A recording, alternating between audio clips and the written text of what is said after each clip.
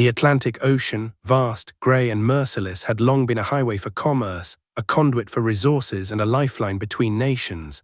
Yet beneath its turbulent waves in the early years of the Second World War, an invisible war was unfolding, a war fought not with sprawling battle lines or visible fleets but in the shadows where steel and stealth ruled.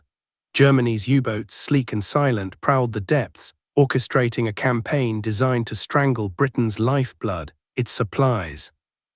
What began as a strategic experiment quickly evolved into a deadly chess game on a scale never before seen in naval history, where each submarine could be a hunter or a ghost, and every ship crossing the Atlantic risked vanishing into the abyss. In 1939, the Kriegsmarine had fewer than 50 operational U-boats, vessels designed primarily for coastal defense and reconnaissance. Yet beneath the surface of those modest numbers lay the germ of a strategic revolution. The Germans understood that they could not match the Royal Navy ship for ship on the open ocean.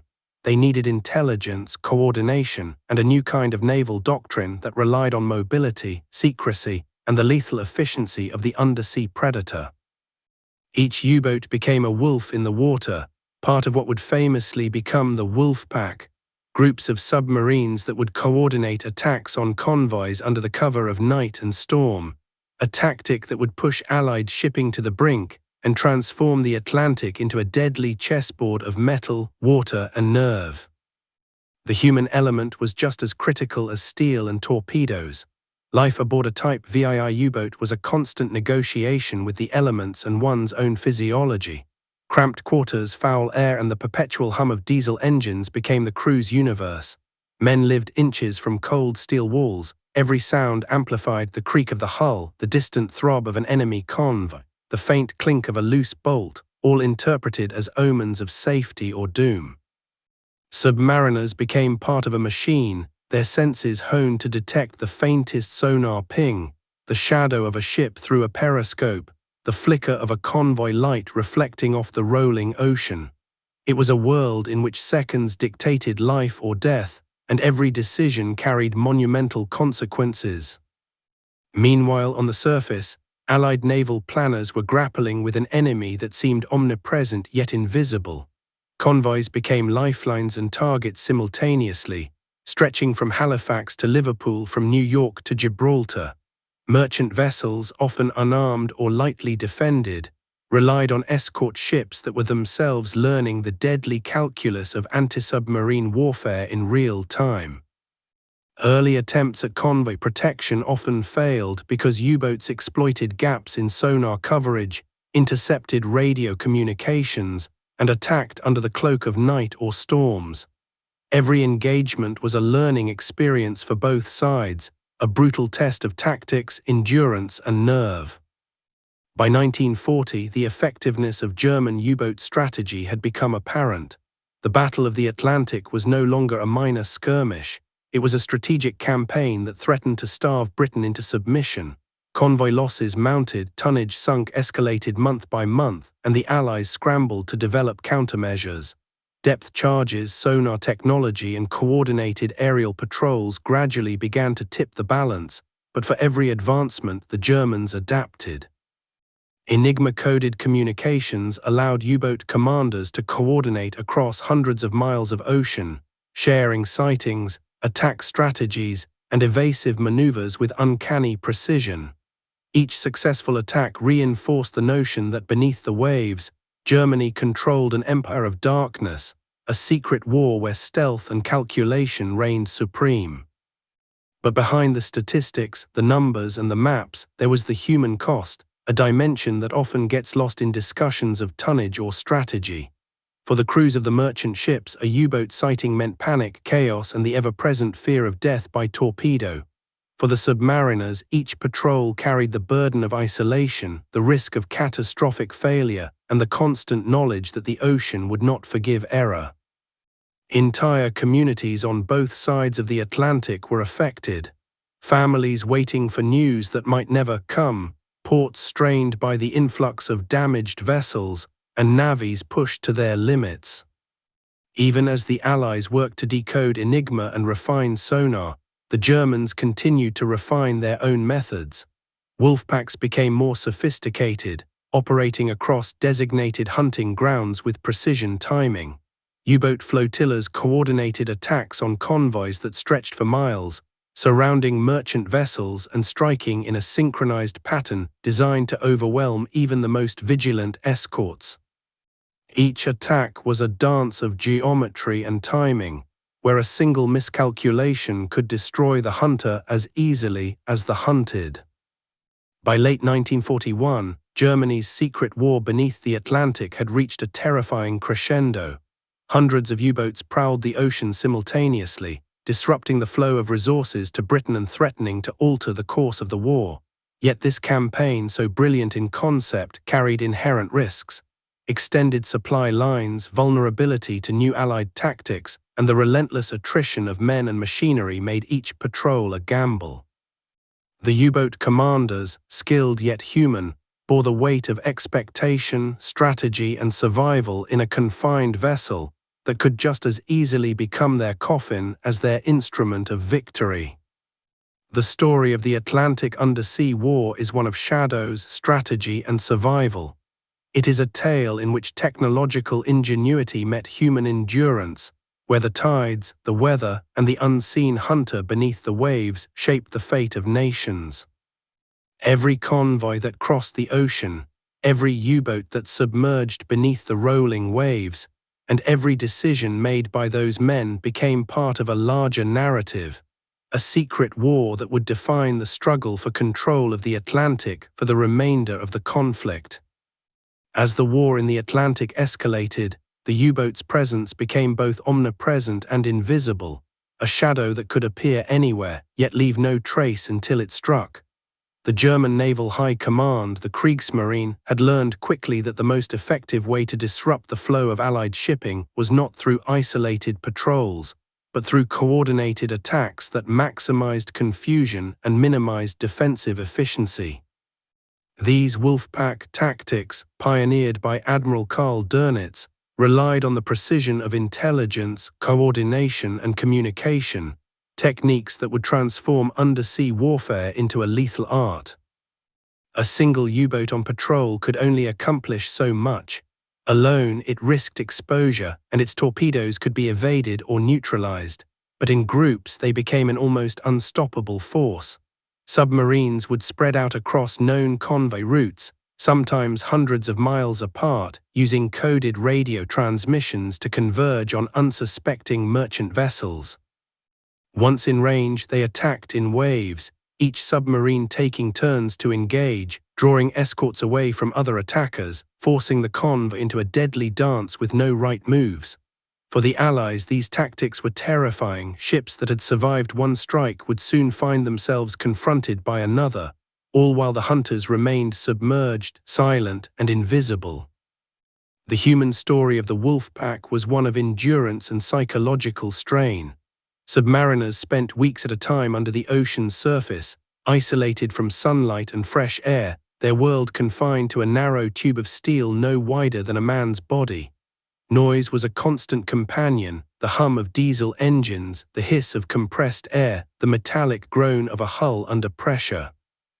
Sleep was fragmented and minimal, meals were sparse and monotonous, and every day carried the unspoken knowledge that a single depth charge could end their lives. Yet despite these hardships, the crews developed an almost intuitive understanding of their craft and environment.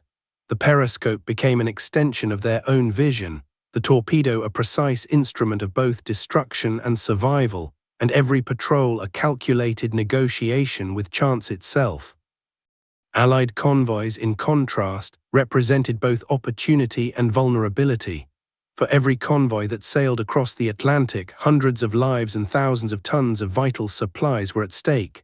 Merchant ships often traveled under armed escort, but early in the war the Allied navies were struggling to find effective countermeasures. Convoy routing was imperfect, escort numbers insufficient, and anti-submarine technology still in its infancy. As a result, U-boats achieved staggering successes in the early years, sinking tens of thousands of tons of shipping each month.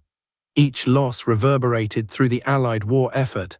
Weapons, fuel, food, and raw materials delayed or destroyed, altering the pace and capacity of the Allied military machine. Technology became both weapon and vulnerability.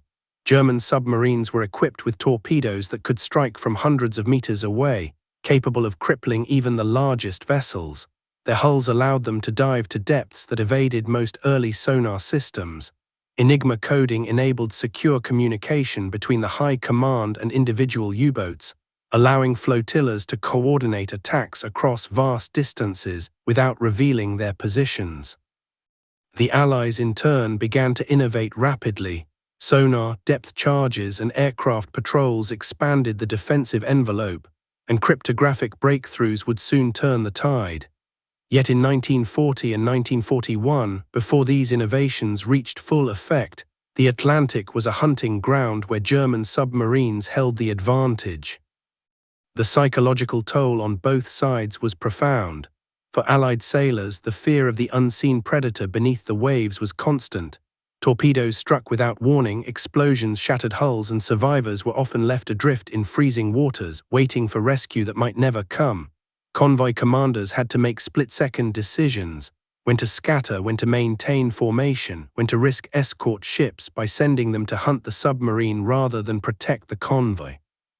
Every choice carried consequences measured in lives and tons of cargo.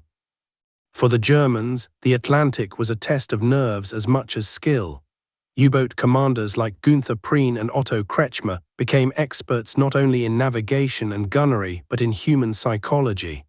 They had to manage crews under intense stress, maintain operational secrecy, and make life-or-death decisions under conditions where one miscalculation could doom the vessel. Even minor mechanical failures, an engine overheating, a leak in a ballast tank, could escalate into catastrophe hundreds of miles from friendly ports.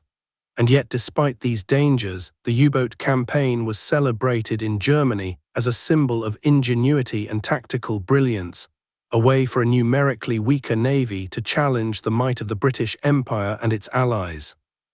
One of the most infamous episodes of this secret war occurred during the early months of 1941. Convoys traversing the mid-Atlantic were subjected to near-constant harassment by wolf packs, with some encounters lasting days. Submarines would track convoys over long distances, relaying sightings to command, then synchronize attacks in the dead of night. Merchant ships, many unarmed, were vulnerable to torpedo salvos, while escort vessels had to navigate the lethal calculus of protecting their charges while avoiding destruction themselves.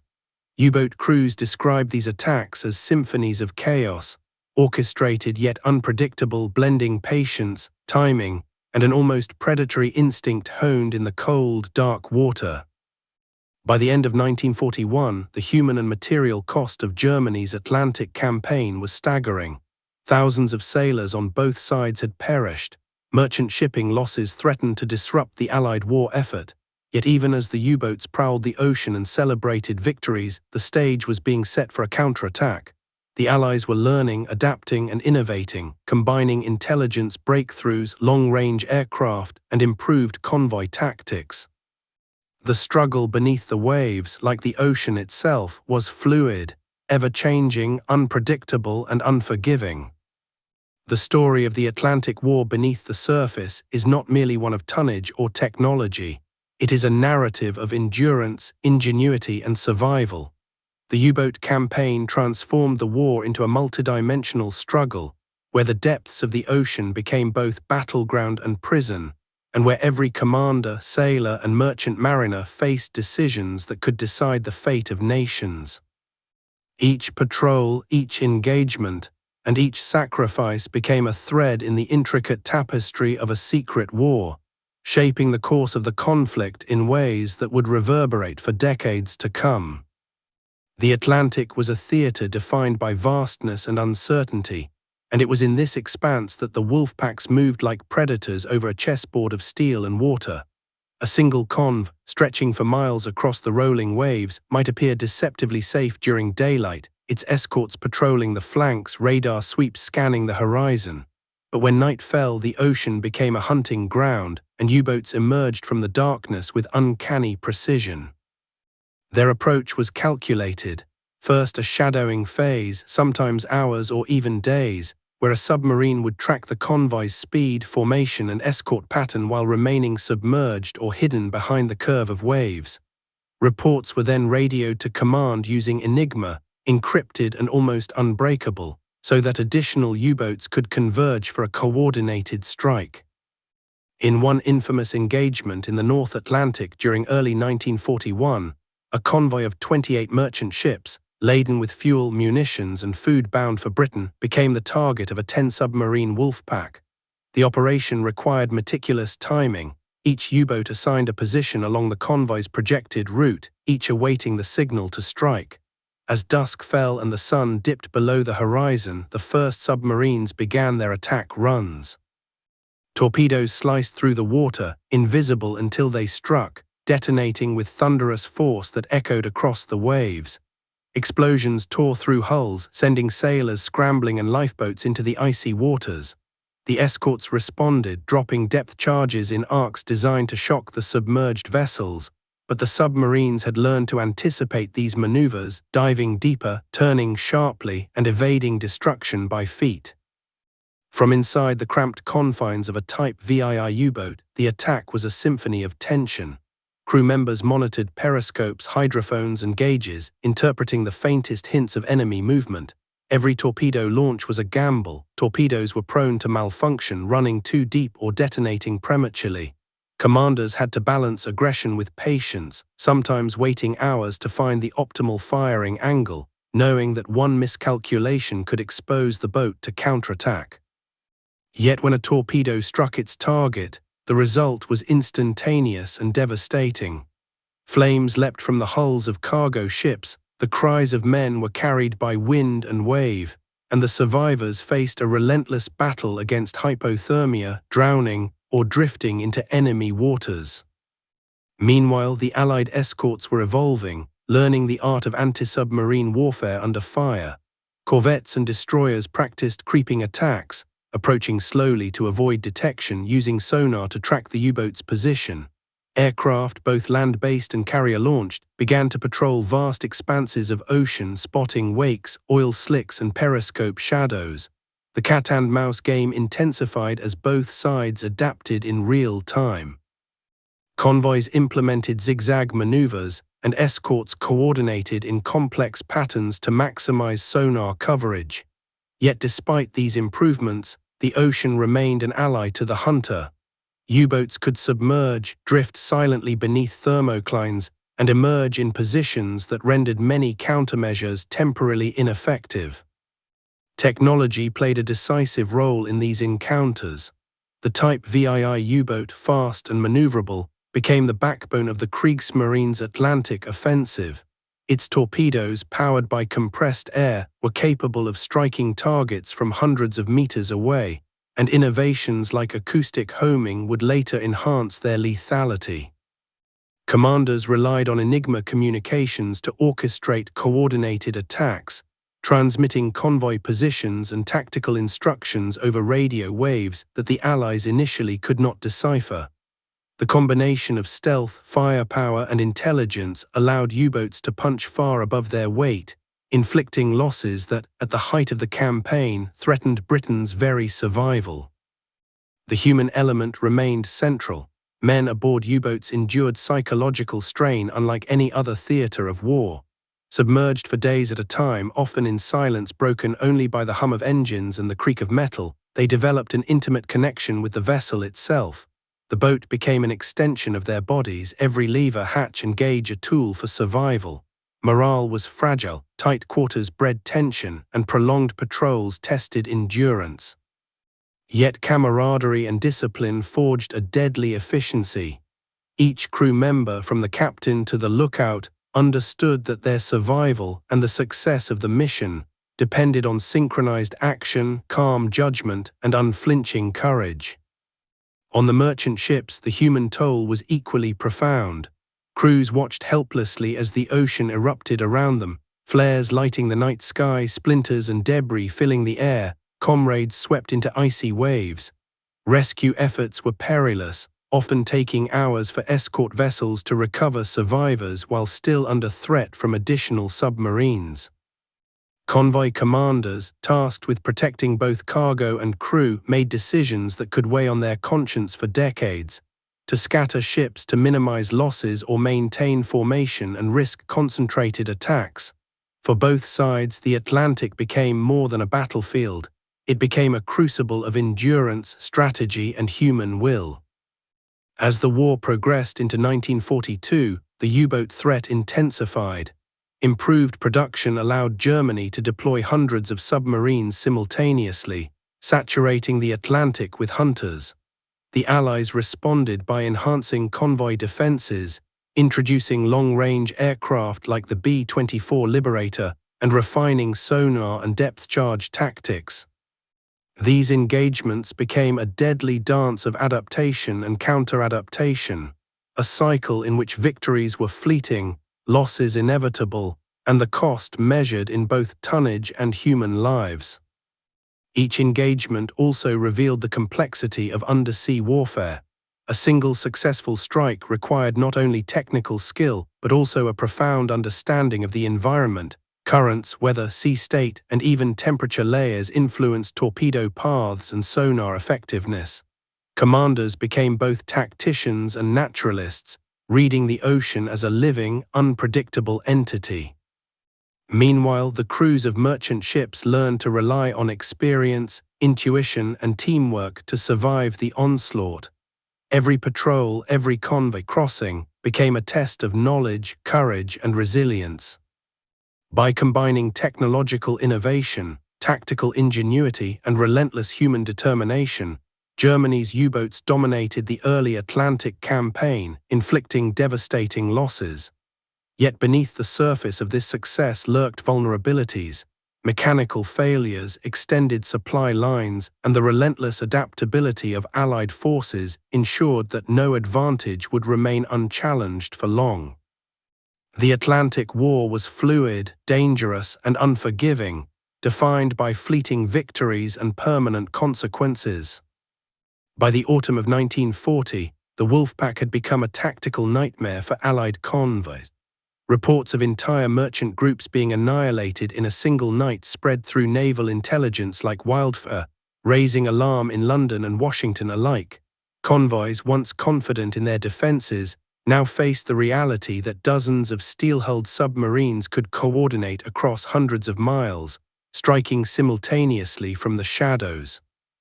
One of the most infamous examples was Convoy SC-7, a slow-moving grouping of 28 merchant ships sailing from Sydney, Nova Scotia, to Britain, lightly escorted and vulnerable. As darkness fell over the North Atlantic, the first U-boats shadowed the convoy, tracking its speed and course with mechanical precision and patience honed by months of patrols. By nightfall, Donitz's orders reached the pack, and 6 submarines converged silently on the unsuspecting convoy. Each commander took up a specific position, circling the ships like predators, waiting for the signal to strike. Then, in the stillness of the night, torpedoes erupted from the depths. Explosions tore through hulls, fire and water intermingling in a violent symphony. One merchant ship after another was struck, the cries of the crew mingling with the roar of the Atlantic, while escorts rushed to engage the enemy, often too late to prevent further devastation. Within hours, more than a dozen ships were sunk or damaged. The effectiveness of these attacks was not purely mechanical, it was strategic, psychological, and human. U-boat crews had to anticipate the convoy's evasive maneuvers, coordinate with distant allies via Enigma transmissions, and maintain situational awareness under extreme pressure. Every decision, from the angle of approach to the timing of torpedo launches, was calculated for maximum impact. For the Allied sailors, the night became a test of endurance and ingenuity. Lookouts strained their eyes in darkness, gunners tracked shadows across black water, and every crew member prayed for the merciful passing of time. Yet despite their best efforts, many convoys suffered catastrophic losses, a stark reminder that the Atlantic War was as much about nerves and anticipation as it was about steel and firepower. While the Germans celebrated these victories, the Allies began to adapt. Escort strategies evolved rapidly. Armed corvettes, destroyers, and frigates implemented new formations, patrol patterns, and tactics to counter wolf packs. The concept of convoy support groups emerged, where smaller vessels could be dispatched to reinforce vulnerable convoys. Air patrols, though initially limited by range, began to extend over the mid-Atlantic, forcing U-boats to remain submerged longer and limiting their operational flexibility. Yet the ocean itself remained a covert ally to the hunters. Dense fog, rolling waves, and the darkness of night allowed submarines to approach with lethal stealth, and the sheer vastness of the Atlantic meant that even well-defended convoys could not be omnipresently protected. Among the most skilled U-boat commanders of the campaign, men like Gunther Prien and Otto Kretschmer became legends of undersea warfare. Prien's daring infiltration of the British naval base at Scapa Flow in 1939, sinking the battleship Royal Oak, exemplified the audacity and precision that defined Germany's submarine force. Kretschmer, on the other hand, perfected shadowing techniques, torpedo firing angles, and coordinated strikes against convoys, achieving staggering successes while operating in the harsh conditions of the Atlantic. These men were not mere operators, they were tacticians and leaders, shaping the flow of war from within cramped metal tubes miles beneath the waves. Yet even as these successes piled up, the human toll was undeniable. U-boat crews endured months-long patrols under extreme conditions, constant humidity, minimal fresh air, and the persistent threat of depth charges and aerial attack. Allied sailors faced near-constant danger, their convoys vulnerable to sudden and invisible attacks. The ocean claimed thousands, sometimes entire crews, in moments of violence that left only wreckage and stories of survival. For families waiting at ports, news arrived in fragments, often too late, while naval planners on both sides struggled to balance risk, logistics, and strategy. The technological arms race escalated. Germans improved torpedo design, acoustic homing devices, and hull engineering, increasing both speed and depth capabilities. Meanwhile, the Allies refined sonar detection, depth charge patterns, and intelligence analysis. Breaking Enigma, a feat that would eventually turn the tide, became a priority, allowing Allied forces to anticipate U-boat movements and reroute convoys away from lethal packs. Each development altered the balance of power, making every encounter a test of adaptation as much as firepower. As winter approached in late 1941 and early 1942, the Atlantic became a theater of extreme conditions. Storms battered convoys, snow and freezing spray-coated vessels, and visibility dropped to near zero. For U-boat crews, survival in these conditions required more than skill. It demanded endurance and ingenuity. Torpedoes could freeze, engines could fail, and hulls could buckle under pressure, yet missions continued relentlessly. On the surface, merchant ships faced the same brutal elements while simultaneously defending against attacks that could strike without warning. The theater of war had become as much about surviving nature as it was about surviving the enemy. The stakes of Germany's secret war beneath the Atlantic were enormous. Britain depended on the lifeline of supplies crossing the ocean, while the Germans sought to strangle this lifeline to force capitulation. Each sinking, each evasion, and each convoy lost or saved had consequences that extended far beyond the waves. The Atlantic was not merely a battleground, it was a decisive arena where the outcome of the global conflict could be influenced by skill, courage, and endurance beneath the rolling grey. The combination of wolfpack tactics, technological innovation, and sheer human resolve made Germany's undersea campaign both terrifying and transformative. It forced the Allies to rethink naval strategy, accelerated technological development, and created a theater of warfare defined by anticipation, stealth, and high-stakes calculation. The Atlantic was a battlefield that extended from the surface to the depths, from radar screens to periscopes, from the minds of commanders to the hands of those tasked with survival under fire. And it was in this deadly arena that the secret war beneath the Atlantic unfolded, a war that would test endurance, ingenuity, and the very limits of human courage. The human story of the U-boat campaign reveals the full measure of the Atlantic's unforgiving nature. For the men who served beneath the waves, life was defined by claustrophobia, darkness, and the constant hum of danger. In the narrow confines of a Type VII or IX submarine, every sound, the hiss of air, the groan of metal under pressure, the distant throb of a convoy engine was a signal, a clue to the world above. Sleep was stolen in fragments, and meals were sparse and repetitive. Yet amidst the discomfort, discipline and cohesion were paramount. Each crew member knew that a single misstep could spell disaster not only for themselves, but for the entire flotilla engaged in coordinated action across the Atlantic. The patrols were long and grueling, sometimes stretching into weeks or even months. U-boat crews operated in shifts, rotating between duty at the helm, monitoring sonar and hydrophones, and standing watch at periscopes. The psychological toll was immense. A prolonged patrol meant prolonged exposure to fear, uncertainty, and the knowledge that the ocean could claim them at any moment.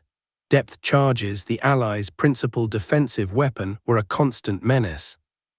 Each attack sent shockwaves through the hull, rattling nerves and metal alike, leaving men acutely aware that the thin steel of their vessel was all that separated them from a watery grave. Yet the U-boat's offensive potential remained formidable.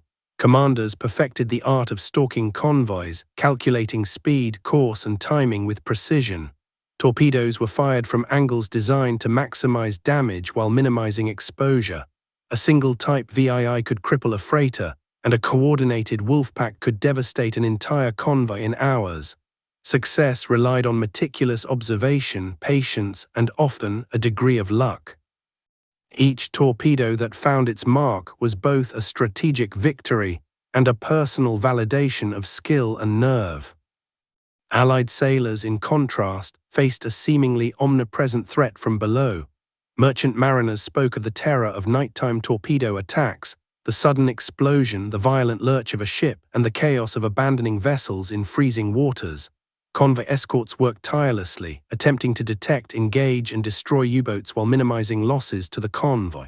Radar and sonar technology offered hope, but they were imperfect and prone to the limitations imposed by the ocean's variability.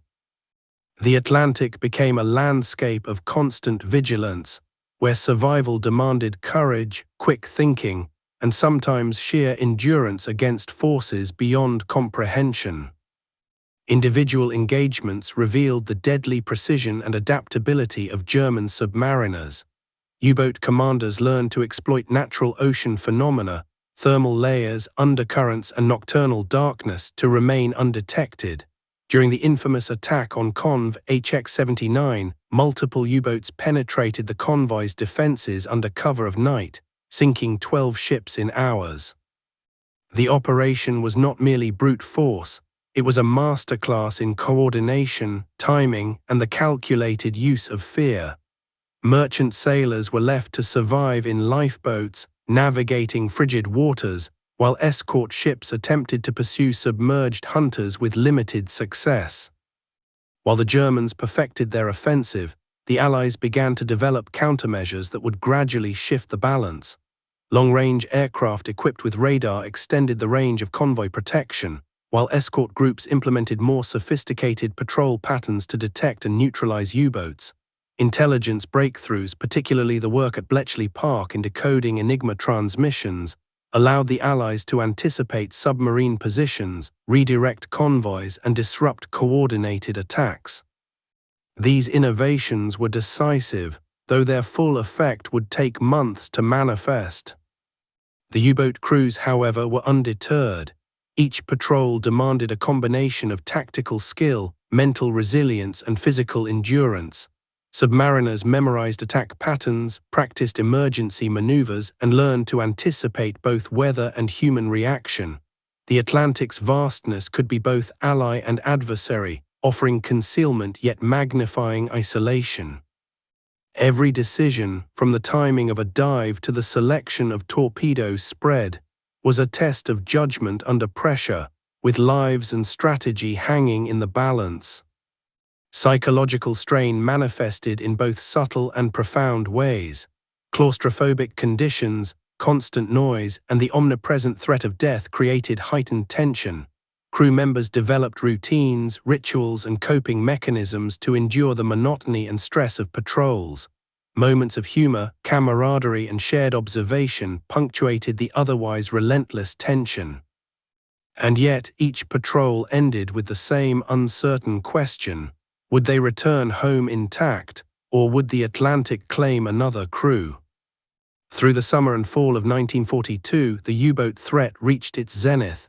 German submarines sank massive tonnage, and the Allied war effort felt the strain in fuel, munitions, and food shortages. Yet with each loss, the Allies learned. Convoys became better organized, escort strategies more sophisticated, and coordination between surface ships and aircraft more precise. Every successful U-boat patrol was met with lessons in evasion, survival, and counteraction, setting the stage for an escalating contest beneath the waves that would continue to define the Atlantic theater for years. In essence, Germany's secret war beneath the Atlantic was a crucible in which technology, human endurance, and tactical ingenuity collided. It was a campaign where victories were measured not only in tonnage, but in survival, where the sea itself became both ally and adversary, and where men on both sides confronted fear, strategy, and the relentless pressure of conflict. Every patrol, every convoy, every torpedo launched or avoided contributed to a narrative of suspense, courage, and adaptation, a narrative that would ultimately shape the outcome of the war across the Atlantic and beyond. By mid-1943, the tide of the Battle of the Atlantic began to shift, signaling the beginning of a decisive phase in Germany's secret war beneath the waves. What had once been a domain of near unquestioned U-boat supremacy became a perilous gauntlet for the hunters themselves. The Allies, having endured months of staggering losses, had begun to consolidate knowledge, technology, and strategy into a coordinated response capable of countering even the most experienced wolf packs. Long-range aircraft equipped with radar could now patrol previously unreachable mid-Atlantic sectors, detecting periscopes and oil slicks that previously went unnoticed. Escort groups, once reactive, became proactive, using sonar to pinpoint submerged U-boats and employing tactics designed to force submarines into defensive positions.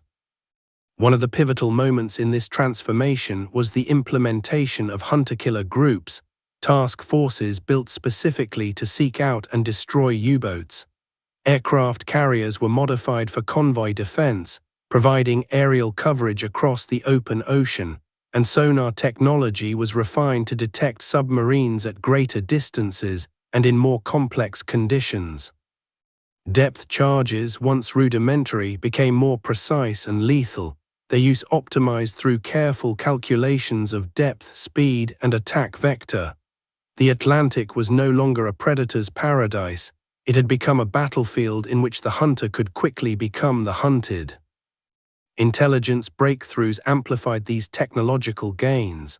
The decoding of Enigma transmissions by Allied cryptographers allowed convoys to be rerouted around known U-boat positions, while the locations and strategies of entire wolf packs could be anticipated before they launched attacks.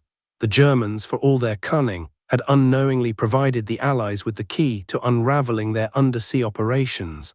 Convoys that had once been death traps began to experience a new precarious safety. For the first time in years, survival rates improved, and U-boat losses began to mount at an alarming rate for the Kriegsmarine. The human dimension of these turning points cannot be overstated. German submariners, accustomed to near-total operational freedom in the Atlantic, now faced a relentless onslaught of detection, tracking, and destruction. Submarines were sunk with increasing frequency, often with all hands lost, and morale was affected by the growing recognition that the hunter could easily become prey.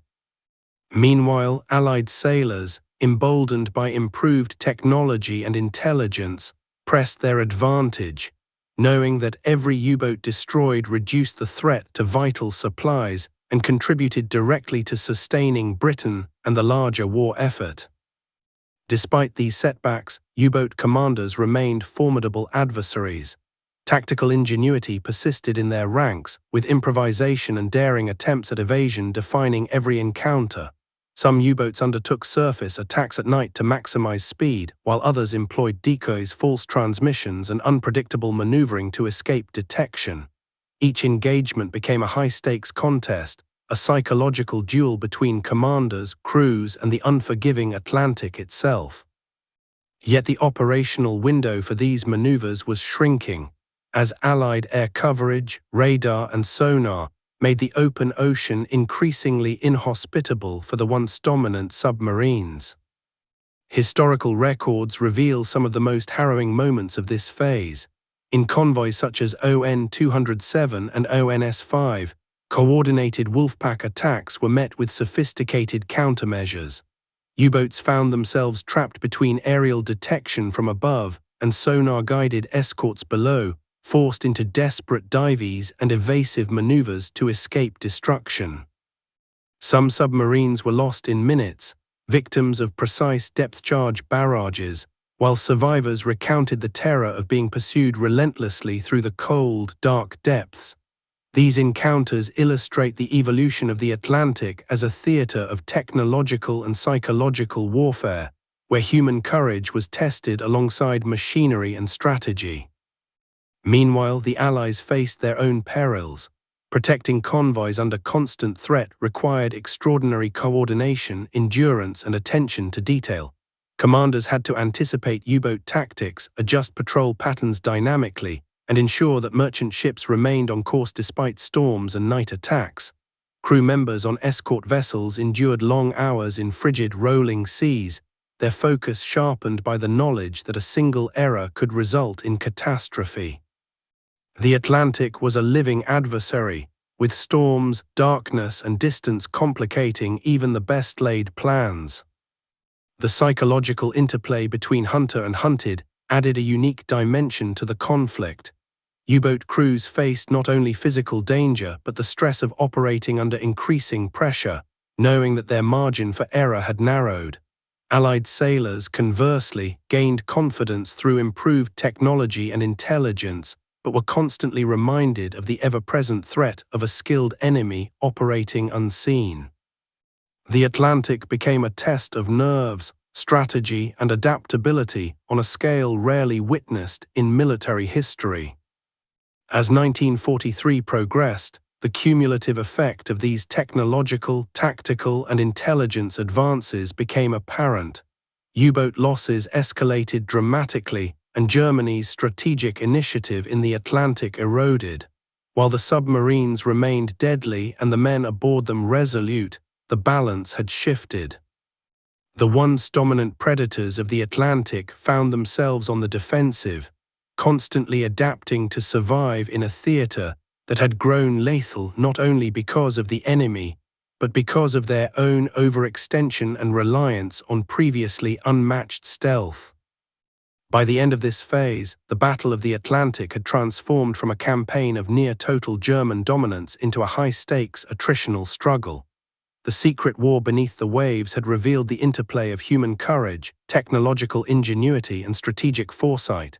It demonstrated that even the most formidable weapon, the silent, lethal U-boat, was vulnerable to adaptation, innovation, and the relentless perseverance of an equally determined adversary.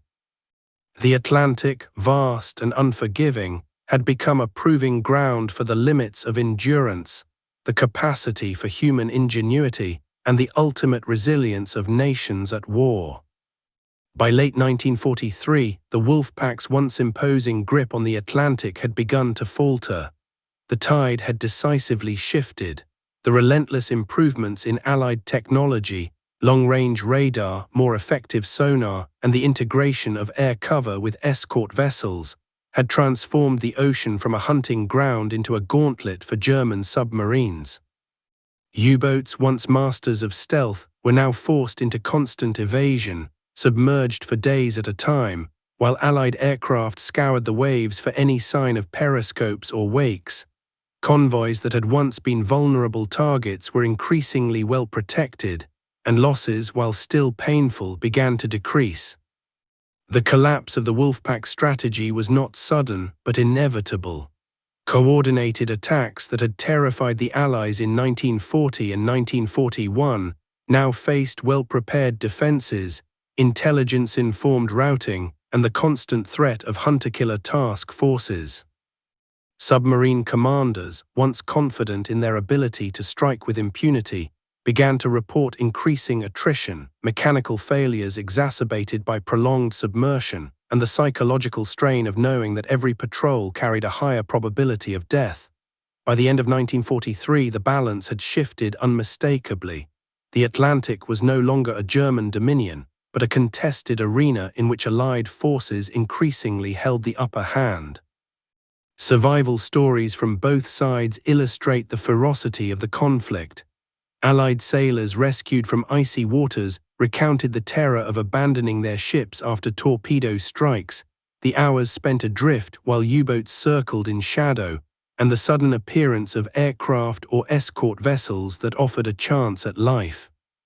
Likewise, U-boat crews endured moments of extreme peril, evading depth charges that detonated with bone-shattering force, navigating minefields, and surviving mechanical failures that could doom a submarine miles from friendly ports.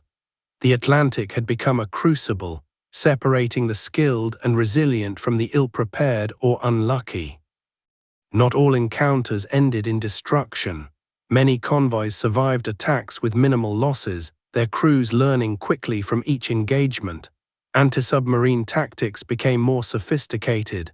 Sonar operators honed their ability to detect subtle anomalies in the water, escort ships executed coordinated pincer maneuvers, and aircraft maintained continuous overhead presence, leaving U-boats with few opportunities to surface. The cumulative effect was staggering. U-boat losses soared while Allied shipping stabilized, gradually securing the vital supply lines that were the lifeblood of Britain and the Allied war effort. The strategic implications were immense. With the decline of the Wolfpack's effectiveness, Germany's capacity to disrupt Allied logistics diminished. The relentless attrition of skilled submariners combined with the loss of trained crews and material weakened the Kriegsmarine's operational capability. For the Allies, each successful convoy crossing reinforced confidence, supplied critical materiel, and enabled the preparation for offensive operations in Europe and North Africa. The Battle of the Atlantic, fought in secrecy beneath waves and through storm, had reached a turning point, one that would resonate across the entire global conflict. Technology, as ever, played a decisive role. Innovations such as improved depth charges, Hedgehog anti-submarine mortars, and high-frequency direction-finding equipment allowed Allied forces to detect and attack U-boats with unprecedented precision. Enigma decryption provided strategic intelligence, allowing convoys to reroute and avoid engagement with known wolf packs. Air cover extended through mid-Atlantic bases and long-range aircraft, denied submarines the freedom of the surface, forcing them into exhausting submerged operations that reduced speed, efficiency, and endurance. Each technological advance compounded the strategic disadvantage for Germany, gradually rendering the once-feared U-boat campaign untenable. Human resilience and courage were equally decisive. Both sides exhibited extraordinary determination in the face of extreme conditions. Allied escort crews endured freezing storms, relentless attacks, and the psychological weight of protecting vessels while under constant threat. U-boat crews demonstrated skill, improvisation, and an intimate understanding of their environment, often surviving against overwhelming odds. The Atlantic became not just a battlefield, but a measure of human endurance, ingenuity, and the relentless interplay of strategy, technology, and morale. By the end of 1943 and into 1944, the Atlantic War had fundamentally changed. Germany's submarines, once the terror of the ocean, now faced sustained losses and diminishing effectiveness. Allied mastery of detection, coordination, and intelligence had reshaped the battlefield, securing the vital supply lines that enabled the broader war effort. The secret war beneath the waves, which had once seemed invisible, now revealed the extraordinary human, technological, and strategic forces that converged beneath the rolling swells of the North Atlantic. This period marked both the decline of U-boat dominance and the emergence of Allied control. The Battle of the Atlantic, the longest continuous campaign of WWII, demonstrated the interplay of innovation, adaptation, and human courage on a scale unparalleled in military history. The Atlantic, a theater of darkness, stealth, and relentless peril, had become the proving ground for a conflict that demanded not just ships and submarines, but ingenuity, resilience, and an unwavering commitment to survival and victory. By 1944, the secret war beneath the Atlantic had run its course. Germany's once feared U-boat arm, which had threatened to choke Britain into submission and disrupt Allied supply lines, was now a shadow of its former dominance. Losses were mounting at an unsustainable pace, and the combination of improved Allied tactics, technology, and intelligence had rendered the ocean a hostile environment for submarines. The Atlantic had been transformed from a theater of fear into a domain of calculated strategy, where the Allies held the initiative, and the hunters were increasingly at risk of becoming the hunted. The final phase of the U-boat campaign demonstrated the relentless evolution of warfare. Convoys were no longer vulnerable stretches of cargo and crew, but well-defended, coordinated movements with layered protection. Hunter-killer groups, long-range air patrols, and intelligence-informed routing ensured that submarines faced detection long before they could launch attacks. Those U-boats that survived the perilous crossings of 1943 and 1944 often did so through a combination of skill, cunning, and luck, while countless others were lost to the unforgiving ocean or the precision of Allied weaponry. The tide had turned decisively, and with it, the narrative of undersea warfare had shifted from German dominance to Allied mastery. The human dimension of the Atlantic War remained central to its history. Survivors from both sides recounted experiences of courage, endurance, and survival under extreme conditions. Merchant sailors once prey learned to navigate the Atlantic with vigilance and skill, enduring freezing waters, nighttime attacks, and the psychological strain of uncertainty. U-boat crews, isolated in their submerged steel tubes, endured months of confinement, relentless fear, and the challenge of sustaining both morale and operational effectiveness. The ocean had exacted its toll in lives, steel, and strategy, shaping not only the outcome of the conflict but the character of those who endured it. Strategically, the collapse of the U-boat offensive opened the Atlantic to the free movement of Allied forces, crucial for the build-up to the liberation of Europe. Supply lines for troops, tanks, aircraft, and fuel were no longer under constant threat from submerged hunters. Britain, the Soviet Union, and the United States could now rely on a lifeline that had been tenuous and dangerous during the darkest years of 1940–1942.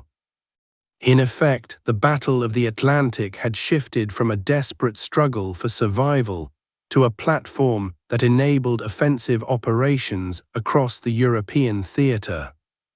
The lessons of the secret war beneath the Atlantic are multifaceted. Germany's U-boats demonstrated the power of innovation, stealth, and coordinated strategy, proving that a relatively small force could challenge a far larger opponent under the right conditions. Yet they also revealed the limits of technology and strategy in isolation.